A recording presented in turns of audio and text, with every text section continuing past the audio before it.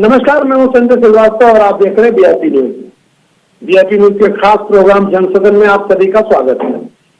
भारत की संसद की ऊपरी सदन राज्यसभा की 56 सीटें खाली हुई हैं, उनका चुनाव होना है। उसमें लगभग 14 सीटों पर भारतीय जनता पार्टी ने अपने प्रत्याशी घोषित कर दिए हैं। उत्तराखंड में भी एक सीट है जिस पे चुनाव होना है।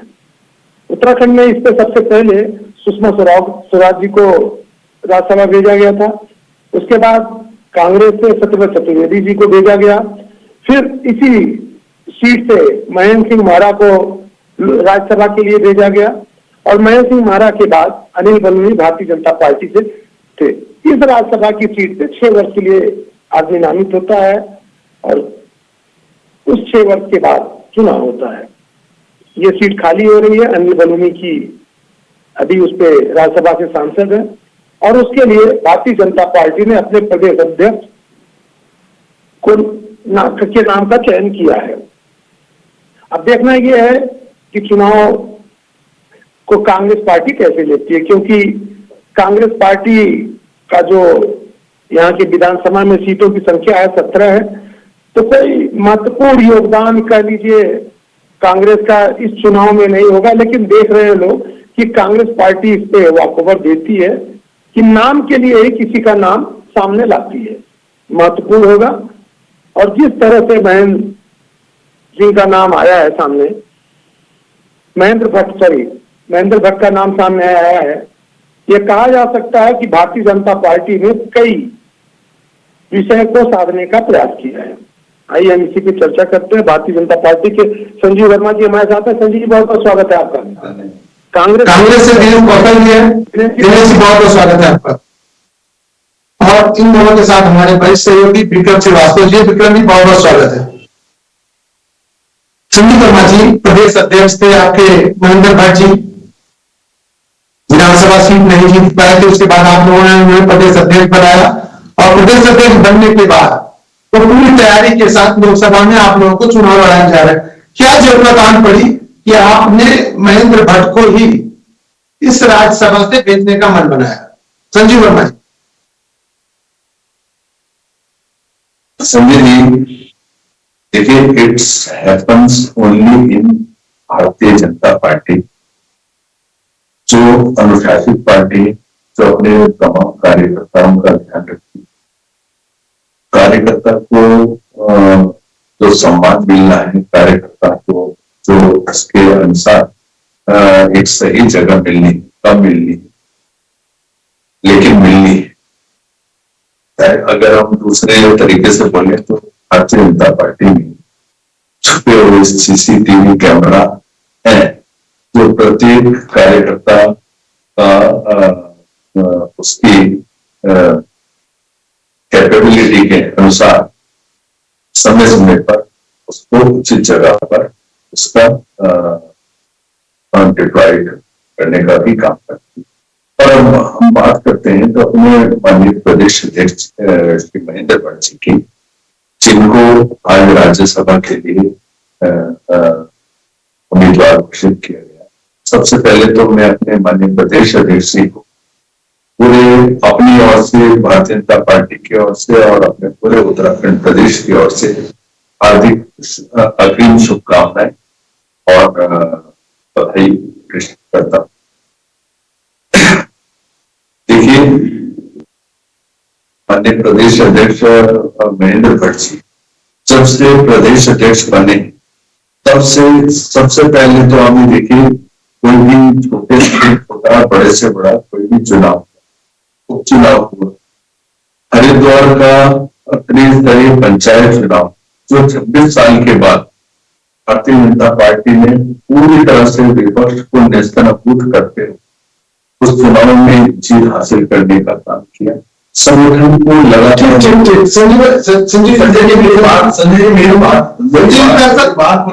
मैं आपकी सुनूंगा, ठीक है, सुना लीजिए। पहली है तो उनको जोड़ना चाहता हूँ मैं माफी के साथ, लेकिन आप अपनी बात रख लीजिए। जैसे मैंने बोला, 26 साल बाद भारतीय जनता पार्टी हरिद्वार का त्रिस्तरीय पंचायत चुनाव जीती और जितने भी उपचुनाव, चाहे सहकारिता का हो, चाहे और पंचायतों के चुनाव हो, चाहे विधानसभा के उपचुनाव, तमाम चुनाव में भारतीय जनता पार्टी की विजय हुई। संगठन को मजबूती देने की दिशा में और एक उल्लेखनीय और महत्वपूर्ण काम महेंद्र भट्ट जी के अध्यक्ष जी के द्वारा हुआ। 2400 घंटे ग्राउंड जीरो पर रहकर और जितने भी तमाम कार्यक्रम पार्टी को, संगठन को मजबूत करने के लिए और केंद्र सरकार की, राज्य सरकार की जो योजनाएं हैं, जो कार्य हैं, उनको जन जन तक पहुंचाने का काम उनके द्वारा किया गया। और लगातार विभिन्न संगठनों से, विभिन्न वर्गों से और विभिन्न राजनीतिक पार्टियों से हजारों हजार की संख्या में जो लोग भारतीय जनता पार्टी में अभी शामिल हुए और भारतीय जनता पार्टी का जिस प्रकार से कुंभा बढ़ा और आने वाला जो हमारा बहुत सन्निकट में लोकसभा का चुनाव है, उसमें पांचों की पांचों सीटें भारतीय जनता पार्टी ने जीतनी तो है ही। हमारा इस समय सबसे बड़ा टारगेट है कि उसमें हम कितने विशाल अंतर से प्रत्येक सीट को जीतते हैं, ये हमारे लिए उस पर हम लोग लगातार। Thank you Sanjeev Markam. मैं विक्रम श्रीवास्तव से प्रतिक्रिया लूंगा, उसके बाद मैं अपने पीसीआर से कहूंगा कि यूकेडी की प्रवक्ता मेरे साथ जुड़ रही है, उन्हें भी जोड़ा जाए। विक्रम जी, कौन सा समीकरण आपको दिखाई दे रहा है जिसके तहत इन्होंने महेंद्र भट्ट को पहले तो प्रदेश अध्यक्ष का पद दिया, जबकि विधानसभा में वह चुनाव नहीं जीत सके थे, और अब कौन सा समीकरण है जिसके तहत विधानसभा भेजना चाहते? देखिए संजय जी, जिस तरह से प्रश्न संजीव जी दे रहे थे, ऐसा बिल्कुल नहीं है। अगर जमीन से जुड़े हुए नेता होते तो चुनाव आते नहीं। देखिए, उनके पार्टी का अपना वो है कि वो किसका चयन करते हैं। देखिए, मुझे जहां तक ये लगता है कि महेंद्र भट्ट का चयन इसलिए किया गया होगा कि वो बद्रीनाथ क्षेत्र से आते हैं, वहां से वो पूर्व विधायक है, के प्रदेश अध्यक्ष है, और जो एक जाति समीकरण को देखा जाए उसको बैलेंस करने का प्रयास जो है किया गया है। और भारतीय जनता पार्टी, अगर देखिए, इससे पहले अनिल बलूनी राज्यसभा के सांसद थे और किस तरह का उनका योगदान था भारतीय जनता पार्टी को लेकर के, शायद अगर इस पर चर्चा करेंगे तो आपको स्वयं पता लग जाएगा कि सामान्य कार्यकर्ता को टिकट दे रहे हैं या फिर महेंद्र भट्ट का अगर पुराना इतिहास देखेंगे तो संगठन में किस पद पे थे, उसके बाद विधायक बने, फिर उसके दोबारा टिकट मिला, प्रदेश अध्यक्ष बने, या फिर उसके बाद अगर वो राज्यसभा जा रहे हैं। तो देखिए, सामान्य तरीका इसको नहीं कह सकते कि सामान्य कार्यकर्ता को वहां तक पहुंचा रहे हैं। जब भी कोई पार्टी होती है, आम आदमी पार्टी का जब जन्म हुआ तो आम आदमी पार्टी के पास जैसे जैसे उनके पास ऑप्शन बनते गए, सामान्य से लोग विधायक बनते गए, सामान्य से लोग मंत्री बनते गए। इसी तरह कांग्रेस का अगर आप पुराना इतिहास देखेंगे तो वहां भी जब पार्टी का विस्तार हुआ तो बहुत सारे ऐसे लोग हैं जो सामान्य कार्यकर्ता थे, काबिलियत थी, धीरे धीरे आगे बढ़े, बड़े नेता बने। हरीश रावत का अगर बैकग्राउंड देखेंगे, हरीश रावत पूर्व मुख्यमंत्री थे, तो हरीश रावत कहा से आते थे, किसी पैसे वाले के तो वो पुत्र थे नहीं। तो ये बातें कहना एक अलग है। देखिए, हर पार्टी चुनाव में नफा नुकसान देखती है। राज्यसभा में किस तरह से उनका जो लीडर जो राज्यसभा जा रहा है वो किस तरह से अपनी पार्टी को प्रेजेंट करता है, किस तरह के वक्तव्य रखता है, किस तरह का ज्ञान वो राज्यसभा में करता है, क्योंकि बहुत महत्वपूर्ण है राज्यसभा जैसा स्थान, बहुत महत्वपूर्ण है। बहुत सारी चर्चाएं आपने देखी होंगी, बहुत सारे नेता कई ऐसे विषय को लेकर के आते हैं और जिस विषय को लेकर के राज्यसभा में आने की बहुत आवश्यकता होती है। लेकिन एक चीज जितनी चर्चा सुनने को आ रही है, लोग ये अनुमान लग रहे हैं यानी अनिल बलूनी जी किस तरह से ताकतवर नेता है और केंद्र में उनका अच्छा इंटरफेरेंस है, लोग मान के चल रहे थे कि दोबारा इनको बनाएंगे। कहीं ऐसा तो नहीं उनको राज्य में सक्रिय करने की बात चल रही हो? हो सकता है, ऐसा कोई जरूरी नहीं है। जैसा मैंने कहा कि जो राज्यसभा है सर्वोच्च देखिए मंदिर है, और उस मंदिर में किस तरह से कानून बनाया जाए, किस तरह से ग्राउंड की जो चीजें हैं उसको रखा जाए, और हर पार्टी के बड़े जो लीडर होते हैं, जो वक्ता अच्छे होते हैं, उनको खुद पार्टियां चाहती हैं कि वो ऐसे सदनों में रहे जहां उनकी बात और उनके जो सवाल है, जो उनके जवाब है, वो जनता के बीच तक पहुंचे। यही कारण है कि बहुत सारे लीडर्स आपने देखा होगा, शत्रुघ्न सिन्हा टीएमसी ज्वाइन करते हैं, फिर टीएमसी से सदन में आते हैं। तो बहुत सारे ऐसे लीडर हैं जो खुद पार्टियां चाहती है कि हम उनको जो है ऐसे स्थान पर लाए जहां पर उनका हम उपयोग कर सके। मुझे जहां तक ये लगता है कि ये पूरे देश भर में इस बात को कहेंगे, देखिए हमने एक सामान्य कार्यकर्ता को बद्रीनाथ जैसे स्थान से, चमोली जैसे स्थान से एक सामान्य कार्यकर्ता को हमने राज्यसभा भेजा है। तो सामान्य कार्यकर्ता की किस तरह से पूछ होती है, ये बात आगे कही जाएगी। धन्यवाद, धन्यवाद विक्रम जी। और मैं ईसीआर से कहूंगा कि जरा हमारी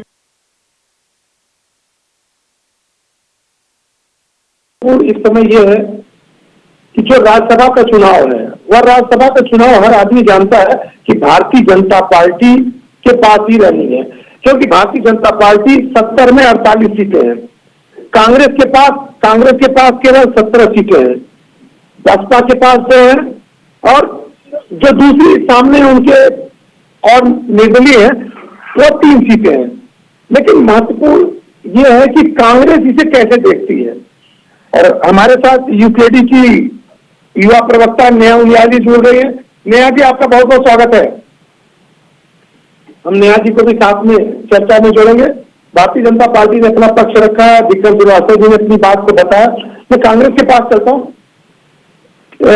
दिनेश जी, कांग्रेस पार्टी इस राज्यसभा चुनाव को कैसे देख रही है? संजय भाई, आप जैसा कि आपको मालूम है कि भारतीय जनता पार्टी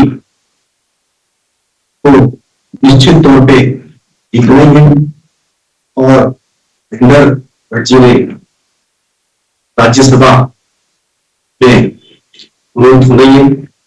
तो हम लोग तो ये चाहते हैं कि भाई जो बाहर से उत्तराखंड की जो बात है, उत्तराखंड में जो दिक्कतें और परेशानी है, वो जो भी यहां से भारतीय जनता पार्टी के चाहे नेता हो, वो यहाँ की बातें हैं, जो समस्या है उसको उठा सके। और आप देखिए कि आज उत्तराखंड में सबसे बड़ी जो उत्तराखंड बना वो बेरोजगारी को लेकर बना, और यहाँ पर जो उत्तराखंड में जो जवानी है वो अक्सर लोग आर्मी में, फौज में रहते थे। आज भारतीय जनता पार्टी ने जो 4 साल का समय आर्मी वालों का जो कर दिया है और सब कुछ बंद हो गया। आज बड़ी समस्या में उत्तराखंड के नौजवान है कि हम किस तरीके से अब जो फौज में भर्ती होते थे, किस तरीके से वो जो लड़ाई है, अलग विषय है। देखिए दिनेश जी, अलग विषय है, वो चर्चा का विषय है। सही बात है, आप अग्निवीर की बात कर रहे होंगे, फौज की बात कर रहे होंगे।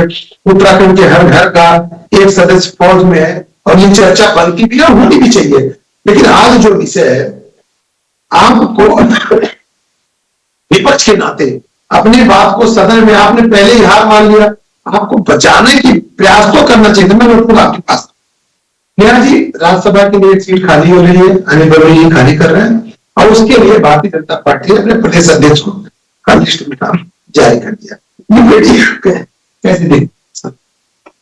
देखिए, राष्ट्रीय पार्टियां हैं जी, तो इनको चुनाव भी लड़ना है, इनको एक दूसरे की वोट करते हुए जीतना भी है, लेकिन इनको कार्य कुछ नहीं करना है प्रदेश के लिए। पहली चीज, अभी जैसे महेंद्र भट्टी को इन्होंने उसके लिए राज्यसभा की सीट के लिए इन्होंने उनका नाम रखा है। तो देखिए, वो तो सीधी सीधी समझ में आता है, सभी को समझ में आता है कि देखिए वो इन्होंने क्यों किया। वो इसलिए किया, बलूनी जी को भी कंटिन्यू किया जा सकता था, लेकिन वो इसलिए नहीं किया क्योंकि जो बीजेपी है वो एक ब्राह्मण जाति से बलूनी जी नहीं है ना, तो जो भट्टी है एक जाति के संतुलन को बनाए। बलूनी जी भी ब्राह्मण है, आपको जानकारी है? अरे आप तो उनियाल है, आपको जानकारी नहीं है सर? महेंद्र भट्टी को जो इनको लाने का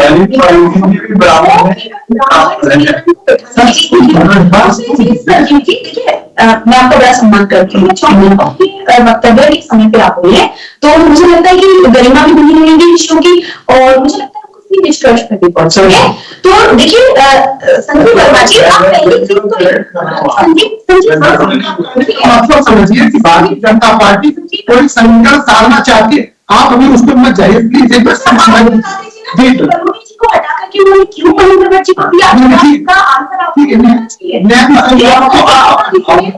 सर मैं एक प्रश्न पूछना चाहूंगी, क्योंकि वे बड़े ही मुझे लगता है कि इस टाइम पर चुनावी मूड में तो क्योंकि बीजेपी हर समय रहती ही है और इनको लगता है कि ये हर जगह पर जब जाते हैं तो प्रचार के ही मूड में रहते हैं। लेकिन सर मैं आपसे एक चीज पूछना चाहती हूँ कि उत्तराखंड जो बना था, जो जिस उत्तराखंड को बनाने की जो हमारी परिकल्पना थी, जिसके लिए इतने सारी संघर्षों के बाद इस प्रदेश को पाने के बाद सर आप लोगों ने किया क्या? कांग्रेस से बात करते हैं तो कांग्रेस और बीजेपी आपस में जब भी इनके आप देखेंगे प्रवक्ता साथ में बैठते हैं तो इनका समय केवल लड़ने में जाता है, मुद्दों में बात कोई नहीं करना चाहता। सर संजीव वर्मा जी, मैं आपसे बड़ी ही सहनशीलता से एक प्रश्न करना चाहती हूँ। आप मुझे ये बताइए कि आप लोगों ने आपने अपने इस डबल इंजन की सरकार में, इस कार्यकाल में जो कि डबल रिपीट हुआ है, आपने प्रदेश की मूल जरूरतों पे कितना कार्य किया? क्या आपके पास इसका कोई जवाब है? यदि है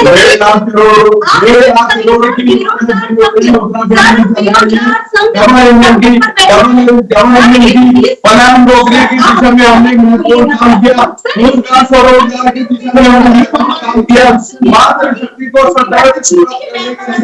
हमने काम किया, किसान को स्मरण करने के लिए हमने काम किया, किसान को स्मरण करने के लिए हमने काम किया।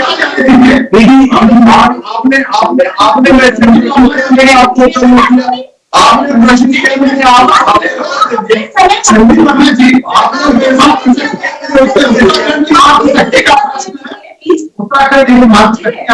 कर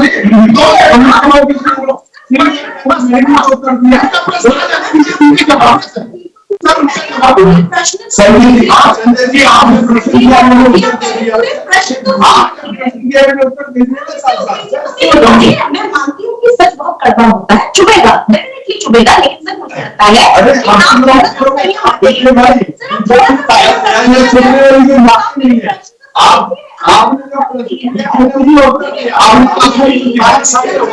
बीजेपी की समस्या इस समय पर यह है, वैसे तो कांग्रेस की भी इसमें बहुत बड़ी भूमिका है। बीजेपी का ये जो रवैया देखने को मिल रहा है कि किसी की सुनना नहीं चाहते, इसमें बहुत बड़ा रोल एक विपक्ष का है, जो कि एक मृत तरीके का एक विपक्ष इस समय पे हमारे देश को मिला हुआ है।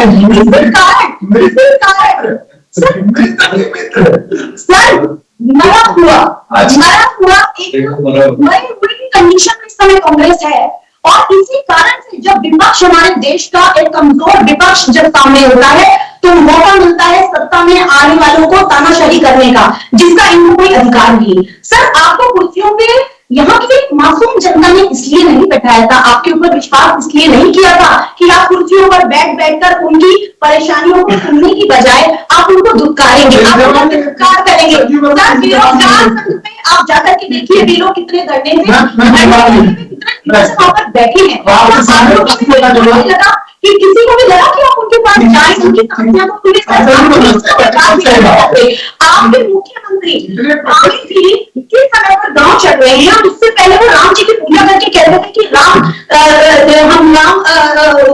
राम जी की पूजा करके हम यहाँ पर राम का साम्राज्य आप राम को वही है, आपकी राम को वही है क्या? आपकी राम को वही है क्या? आपको भी कष्ट हो रहा है क्या? आपको भी कष्ट हो रहा है?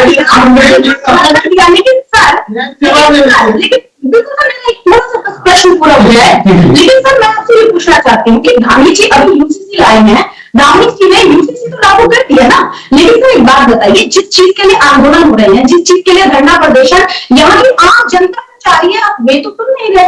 आप मुझे बताइए राम राज्य कैसे लाएंगे गांधी जी?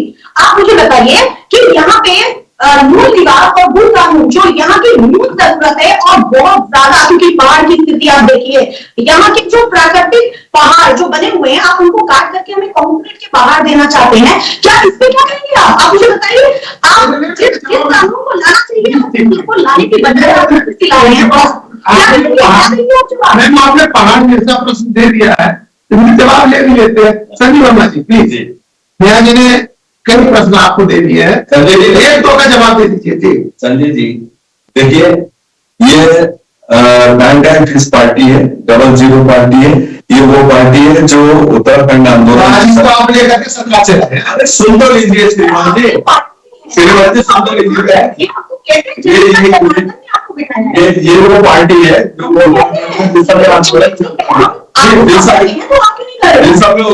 आंदोलन चलता था।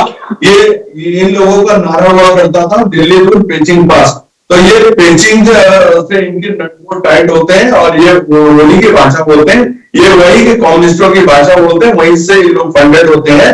और जिस अब कांग्रेस की सरकारें, पूर्ववर्ती सरकारों में इन लोगों ने भागीदारी की, चाहे कांग्रेस की सरकार में कांग्रेस की सरकार में भी आई, बीजेपी की सरकार में भी आई, बीजेपी की सरकार में भी आई, कांग्रेस की सरकार में भी आई, और जो लोग सरकार के ये सारे मुद्दे सारे मुद्दे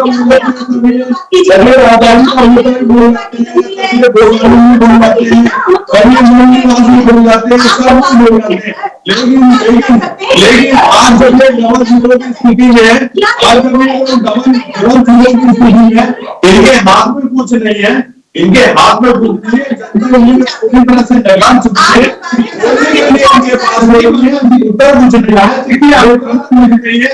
दिन दहाड़े इनके जो कार्यालय है, आपस में कार्यकर्ता अक्सर फुटबॉल की लगातार स्थिति रहती है, उसके उनसे ध्यान बटाना पड़ता है।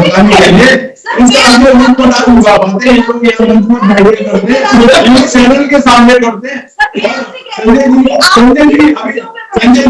संजय जी अभी उन्होंने कहा आपकी सरकार ने क्या किया, यूसीसी का गाँव के माने की बात हमने करी, यूसीसी लागू करने का काम हमने किया, नगर विरोधी कानून लाने का काम हमने किया। आज तक वो नगर माफिया यहाँ में हावी हुआ करता था, नगर माफिया को पूरी तरह से नष्टनाबूद करने का काम हमने किया। अरे चुप तो रहिए, सुन तो लीजिए कुछ। अरे आपके पास कुछ है भी, कुछ है बोलने के लिए? डबल जीरो भाई, डबल जीरो पूरी तरह से नकार, पूरी तरह से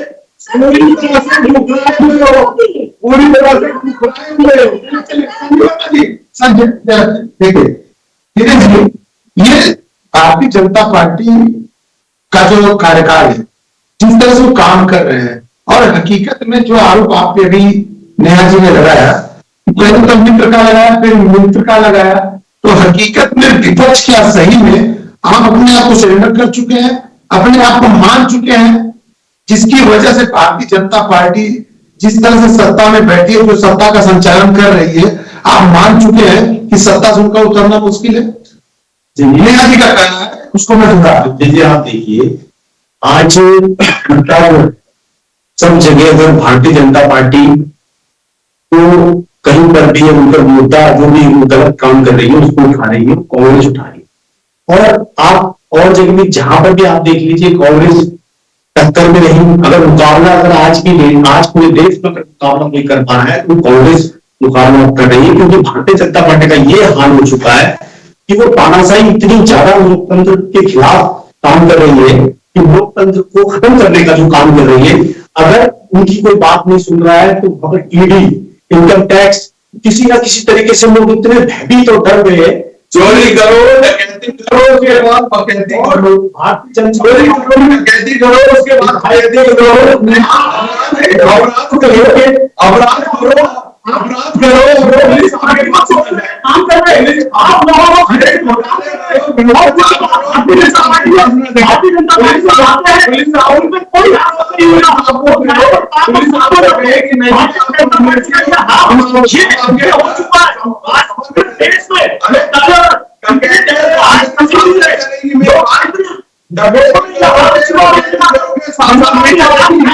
अगर आप जवाब देंगे हमारे सीबीआई वाले आ जाए,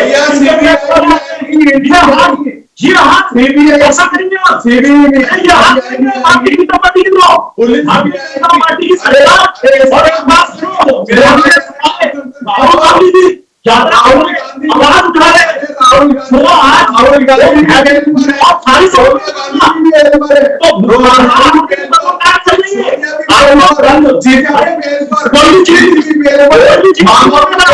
आपका बस सारे बंद कर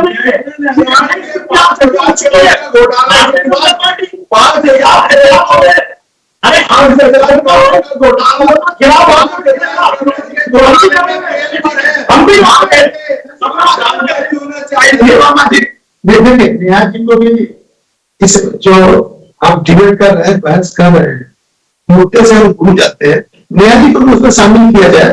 नेहा जी, जिस तरह का आपने विपक्ष पे आरोप लगाया, तो फिर इसका मतलब ये मान के चले कि भारतीय जनता पार्टी सब कुछ है। सर देखिए, ऐसा पीछे क्यों होता है? ऐसा भाजपा, बिल्कुल ऐसा भाजपा, ये आप उनसे देखिए ना, आप इनके जितने भी प्रवक्ता आज के डेट पे जितने भी डिबेट्स होते हैं, आप जरा उनको एक बार थोड़ा सा देखिए तो आप ये जानेंगे कि ये मुद्दों पर बात नहीं करते। ये केवल विपक्ष को केवल लेते हैं, केवल राम होकर के इनके पास कार्य नहीं है। ये या तो राम को लेकर के बात करते हैं, अरे आप रामद्रोही हो क्या? आप रामद्रोही हो क्या? आपको राम से नफरत है क्या? आप भी राम के सवाल उठाने वालों में नफरत है ना? 593 सालों के बाद राम मंदिर बना है, आपको कष्ट है क्या? आपको कष्ट है क्या? इसीलिए लोगों ने आपको नकार दिया है, इसीलिए लोगों ने नकार दिया है।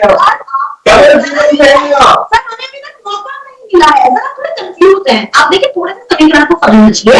आपको इस जनता ने सत्ता में लाई है, आपको उनका समर्थन प्राप्त है, तो सर मुझे लगता है कि आपको इतना भड़कने की, इतना जनता ने हमारे जनता ने भारतीय जनता पार्टी का आशीर्वाद दिया है।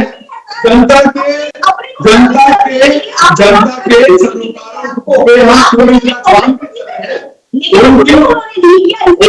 उनको हटा करके आपको लाए। लेकिन सर आप मुझे ये बताइए, हमने यहाँ पर मिशन को होने का काम किया, जब हमने बढ़िया काम किया, इसीलिए तो लोगों ने दोबारा हमको सत्ता दी है। ग्राउंड जीरो में काम करते हैं, ग्राउंड जीरो में काम करते हैं, ग्राउंड जीरो में काम करते हैं। आपकी तरफ चाइना की चमचागिरी नहीं करते, चाइना की चमचागिरी नहीं करते हैं, चाइना की चमचागिरी नहीं करते। माननीय मुख्यमंत्री जी हर जिले में, हर विधानसभा में, हर जिले में शोध कर रहे हैं। आप मुझे बात बताइए सर, आप जरा जाइए, आपके हमारे माननीय प्रधानमंत्री मोदी जी ने ही कोविड काल जब संजय जी आया था, तो ये सभी जानते हैं कि कोविड काल में कितनी आपातकालीन स्थितियां पैदा हुई थी। हमारा कार्यकर्ता तो सड़कों पर उतरा है और आप लोग सोए हुए थे, कांग्रेस सोई थी, और हमारा कार्यकर्ता ग्राउंड जीरो में काम कर रहा था, दवाइयां बांट रहा था, ऑक्सीजन बांट रहा था, लंदन में जा रहा था, दवाइयां उपलब्ध करा रहा था, और 250 करोड़ जो वैक्सीनेशन हुआ भारतीय जनता पार्टी की सरकार ने करवाया। आपको जानकारी होना चाहिए।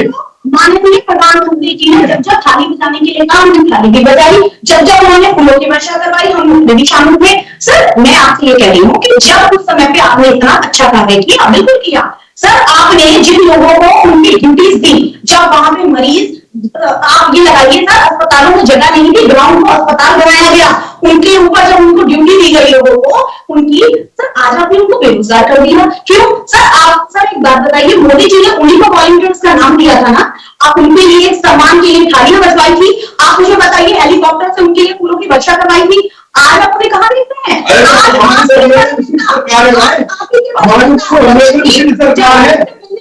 तो हमें पता चला इनके जो बड़े नेताओं ने, मैं नाम नहीं लूंगी, लेकिन इन्हीं के कई बड़े नेताओं ने उनको ये कहकर तिरस्कार किया कि हमने नौकरी आपको भीड़ में दी थी। हमने ये कहीं उनसे खुद पर्सनल बात हुई है, ये हमने खुद उनके ग्राउंड, ये मतलब आपको हो सकता है, ये मतलब कांग्रेस पार्टी का हो सकता है, ये मतलब कांग्रेस का हो सकता है।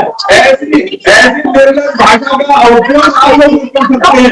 काम करते हैं, आपके मुख्यमंत्री अब आपसे कुछ ही दूरी पर में बैठे हैं, इतने दिनों में इतनी शीतकालीन लहरों का वे सामना कर रहे हैं। क्यों? क्योंकि उनके पास उनके बच्चों को पालने के लिए, उनके परिवारों को चलाने के लिए, उनके भरण पोषण के लिए वे, उनके पास इस समय पर बहुत ही समस्या है उनके पास।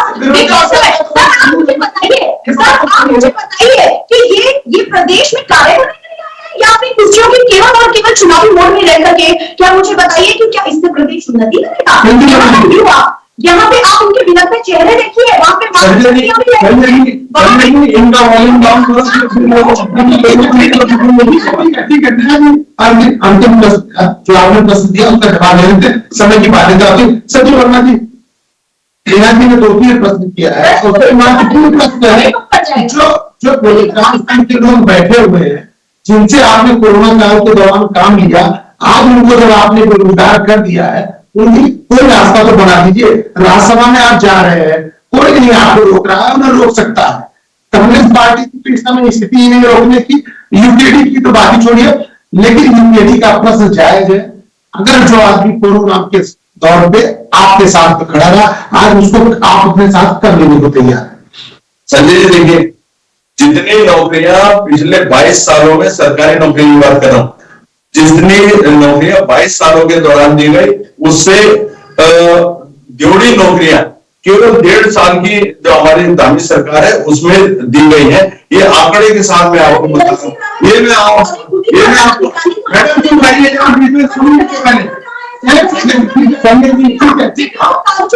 ठीक है। अरे आपके बंदे कुछ बोलने के लिए केवल झूठ बोलने, केवल ठीक बोलने के लिए धन्यवाद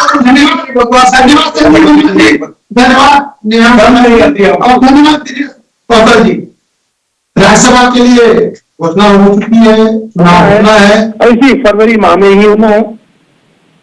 भारतीय जनता पार्टी का जो प्रत्याशी का चयन हुआ है उनका जाना भी तय है, लेकिन कांग्रेस पार्टी को जिस तरह से हताशा निराशा के साथ वो इस चुनाव में परिचय दे रहे हैं, हमारी समझ से उन्हें ताकत के साथ लड़ाई के मैदान में रहना चाहिए। भले हार जीत होती रहे, लेकिन विपक्ष का रूप रहता है कि मजबूती से वो विपक्ष की तरफ खड़े रहे, तभी सत्ता पक्ष डरता है और डर से ईमानदारी से काम करता है। आप अपनी कमजोरी को भी अपना ताकत बना सकते हैं, लेकिन जब आप अपनी कमजोरी को आप अपनी नाकामी बनाते हैं तो ये मान के चलिए जो आपके सामने है वह मजबूती के साथ खड़ा मिलता है। धन्यवाद।